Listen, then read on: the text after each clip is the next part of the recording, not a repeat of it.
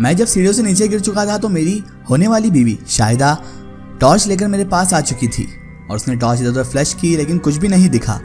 उसके बाद अचानक वहाँ पर मुझे आवाज़ें आने लगी। जैसे ही हमने उस आवाज़ की तरफ टॉर्च करके देखा तो हमारे तो होश ही उड़ गए। सामने वही आफरियत उछल कूद करते हुए हमारी ही जानिब चली आ रही थी। मैं अपने सर्द का दर्द भूलकर अचानक से खड़ा हो गया और शाहिदा का हाथ पकड़कर केबिन की तरफ रवाना हो गया। लेकिन उस आफरियत की रफ्तार हमसे बहुत ज़्यादा तेज़ थी, क्योंकि वो हमसे पहले ही हमारे सर तक पहुंच गई थी। उसने हाथ बढ़ाकर शाहिदा को मेरे हाथ से छीन लिया। शाहिदा बुरी बुरी आवाज़ों में चीख रही थी। मैंने जब पलटकर उस आफरियत की तरफ देखा तो वो शाहिदा को हाथ और टांग से पकड़कर कसाईयों की तरह लटकाते हुए ले जा रही थी।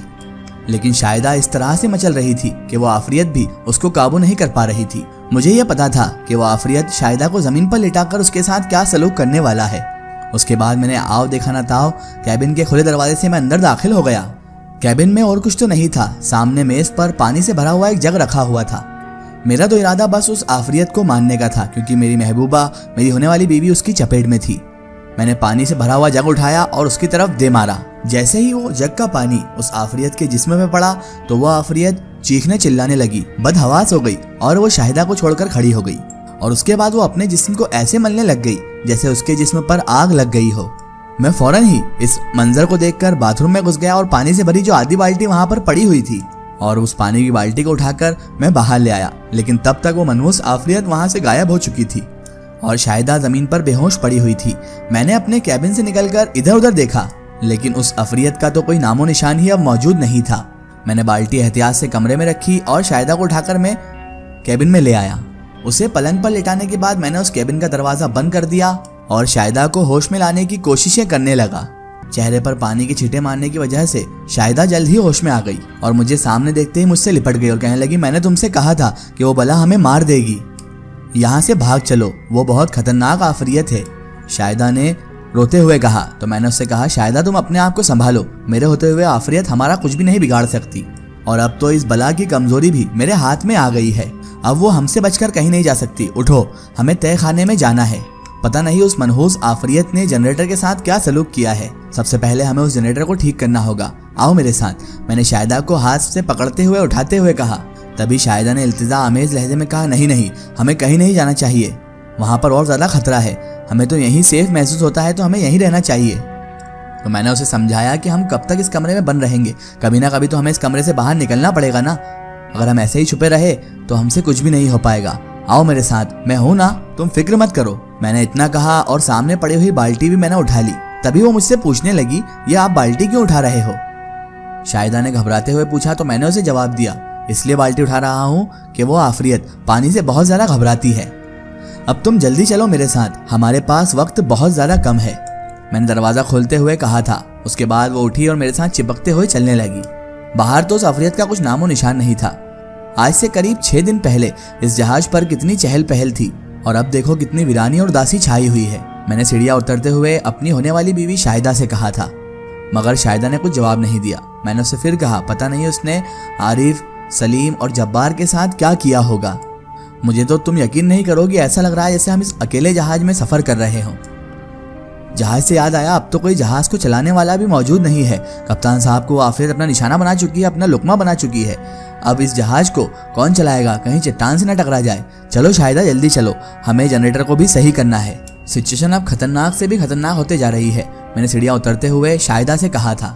तहखाने में जनरेटर मौजूद था, उसकी तारें साफ टूटी हुई नजर आ रही थी। मैंने बाल्टी एक साइड में रखी और एक साइड पर एक टूल बॉक्स को अपनी तरफ खसकाते हुए जनरेटर के पास में जाकर बैठ गया। मैंने उसके तारों को जोड़ दिया था और जनरेटर ऑन भी था, इसलिए मुझे एक सख्त जोरदार झटका लगा और मैं उसके बाद उछलकर सीधे पीछे बाल्टी पर जा गिरा और वहां का तमाम पानी जमीन पर गिर गया। मेरा सर पीछे पड़े हुए पेट्रोल के कनिस्टर से टकराने की वजह से जख्मी हो गया और थोड़ी देर बाद मैं बेहोश हो चुका था। शाहिदा के चीखते ही जैसे अचानक ही मैं होशो हवास की दुनिया में वापस आ गया और मेरे सर पर शाहिदा का दुपट्टा पट्टी की सूरत में बंधा हुआ था। सर झटक कर जब मैंने अपनी मंगेतर शाहिदा की तरफ देखा तो वो आफरियत शाहिदा को जमीन पर पटक रही थी। मैं उठकर खड़ा हो गया क्योंकि मेरी महबूबा उस आफरियत की चपेट में थी। मुझे और कुछ तो सूझ नहीं पड़ी, लेकिन पास में पड़ा हुआ पेट्रोल का कैन उठाकर और उसका ढक्कन खोलकर तमाम का तमाम पेट्रोल उस बला की गर्दन पर फेंक दिया। जैसे ही पेट्रोल उसके जिस्म पर गिरा तो वो आफरियत चीखती हुई वापस खड़ी हुई मैंने जल्दी से जेब से माचिस निकाली और ये भी शुक्र है कि सिगरेट पीने की वजह से मैं हमेशा माचिस अपनी जेब में ही रखता था। वो बला अब सीढ़ियों की तरफ भागने के लिए चक्कर लगा रही थी, लेकिन मैंने माचिस की तीली जलाकर उस पर फेंक दी।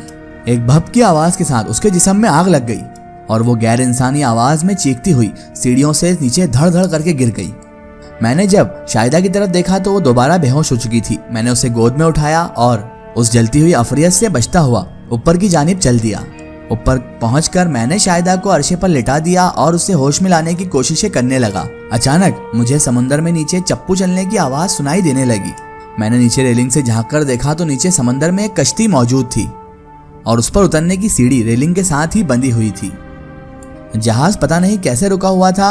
बहरहाल कश्ती में सिर्फ 2 ही बंदे मौजूद थे और कश्ती को जहाज से दूर ले जाने की कोशिशें कर रहे थे। तभी मैंने ऊंची आवाज में कहा, कश्ती में कौन है? अल्लाह के वास्ते हमें भी साथ में ले चलो।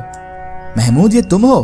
ठहरो, मैं कश्ती को जहाज के पास लाता हूँ। नीचे से जब्बार की आवाज सुनाई दी और फिर अचानक मेरे पीछे एक जबरदस्त धमाका भी सुनाई दिया। मैंने जब पीछे मुड़कर देखा तो मुझे तहखाने में से आग के शोले भड़कते हुए दिखाई दिए। मैं अब इतना तो समझ गया था कि इस भपके से ये मालूम पड़ता है कि वो आफरियत तो अब जल ही चुकी होगी और वो खत्म हो चुकी होगी और आग यकीनन साथ पड़े हुए पेट्रोल के कैनों तक पहुंच गई होगी। और आग की लपट देखकर ऐसा लग रहा था कि कुछ ही लम्हे में आग तमाम जहाज में फैल जाएगी और उसके बाद जहाज को इस तबाही से कोई भी बचा नहीं सकेगा। मैंने शाहिदा की तरफ देखा, उसे भी अब होश आ चुका था और वो हैरानगी से उस तहखाने की तरफ ही देखे जा रही थी। तभी मैंने उसे होश में लाते हुए कहा, शाहिदा जल्दी से उठो, जहाज किसी भी वक्त निस्तो नाबूद हो सकता है। मैंने उसे हाथ से पकड़कर खड़ा किया। तभी अचानक मुझे जब्बार की आवाज सुनाई दी, महमूद जल्दी करो, मैं इस कश्ती को जहाज के पास ले आया हूँ, तुम दोनों जल्दी से आ जाओ ताकि हम यहाँ से जल्द रवाना हो सके।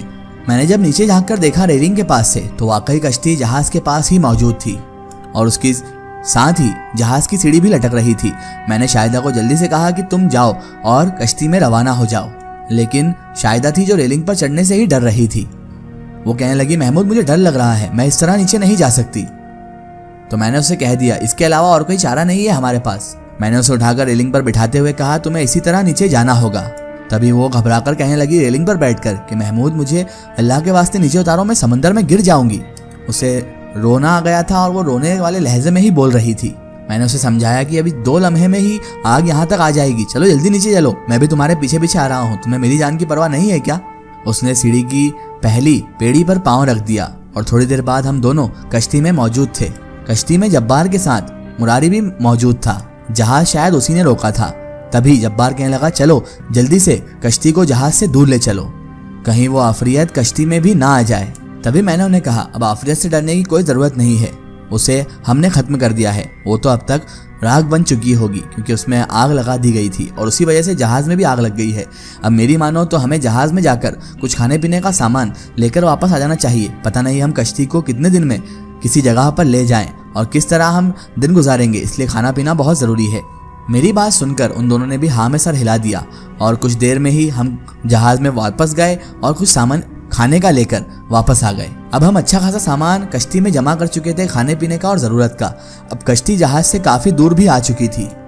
अब जहाज़ में आग फैलती जा रही थी और जहाज़ काफ़ी हद तक जल चुका था और इधर सुबह का सूरज भी तुलू होने को था, इसलिए उजाला हो चुका था और हम थे जो कश्ती को समंदर की बेरहम मौजों के हवाले कर रहे थे। 2-3 दिन तक हमने किसी तरह कश्ती में सफ़र किया और ये एक अलग ही कहानी है। मुख्तसर ये कि हम 2 दिन के तवील सफ़र के बाद एक ब्रिटिश जहाज़ तक पहुंच गए और हमारी खुशकिस्मती यही थी कि वो जहाज़ भी दुबई की तरफ ही सफ़र कर रहा था और फिर 1-2 हफ्ते बाद हम दुबई की सरजमीन पर कदम भी रख चुके थे। बंदरगाह पर उतरते ही हमने 2 रकात नफिल शुक्राने की पढ़ी और ऊपर वाले का शुक्र अदा किया। कुछ दिनों के बाद वहां पहुंचने के बाद हम दोनों की शादी हो गई और शाहिदा और हम आज एक खुशहाल जिंदगी गुजार रहे हैं। लेकिन उस सफ़र की वो भयानक रात आज भी एक डरावने ख्वाब की तरह हमें अच्छे से याद है। बल्कि अब हम तो समंदर से भी खौफ खाते हैं और बहरी जहाज से तो हमें नफरत सी हो गई है।